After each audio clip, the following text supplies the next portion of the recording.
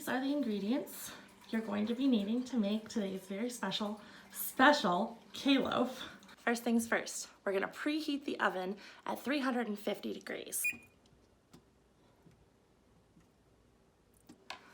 We're gonna take our 1 stick of butter, which is approximately 1/2 cup, and it's gonna go into a frying pan. Then you're gonna chop your onion. The size of the onion is of personal preference. You kind of want to dice them a little bit on the smaller side, just because not everybody enjoys big chunks of onion. Turn your butter on low heat. Once you get a good melty base, you can add your onions in.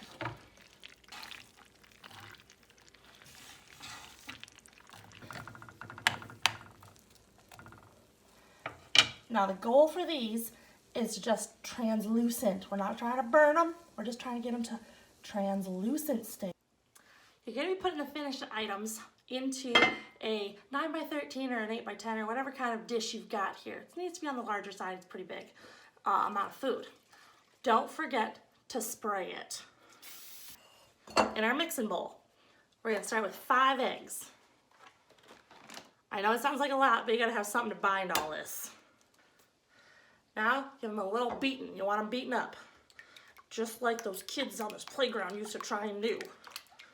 All right, they're good and beaten. Now into this, we're gonna add our cottage cheese. We need 2 cups of the cottage cheese.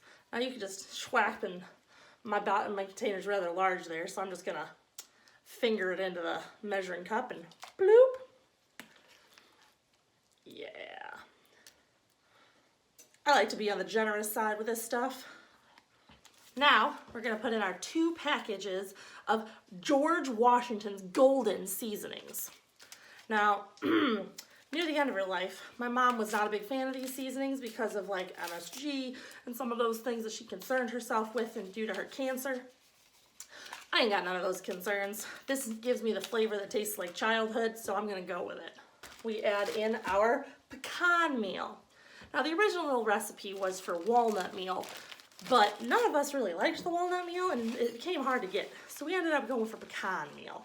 It's up to you, whichever nut you prefer. Whoop. Oh no. Oh no. The nuts are falling. All right, it's okay if it's a little over. Once again, nothing has to be perfectly exact. Now it's time to put in the namesake item, which is what makes this Special K loaf. We've got our Special K cereal. Now, this is gonna get 4 whole cups, which is why you really gotta get the regular size box. And a 4. Now I have some for breakfast left over. I don't want them to go any further than that or any hotter, so they come off the heat. Again, I don't want to put that boiling stuff directly into my bowl, or it might cook my eggs. All right, the onions have cooled. Now we can add them in. Make sure you scrape it to get all the oil. That's good flavor. It's good lubricant. Have a fairly decently homogeneous mix. If you still see some chunks, keep going. I've got my prepped pan right here. I'm just gonna pour her on in. All right, scrape all the goodness out and then pat it down.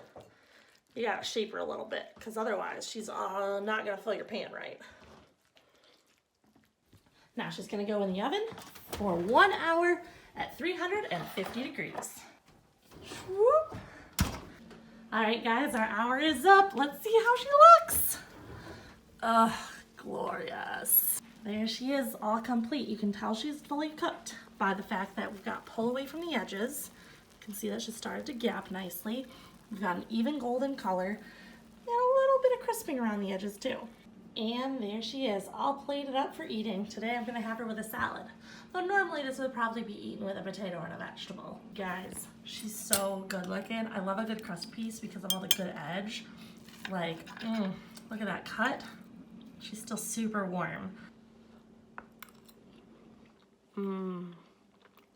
Tastes like memories.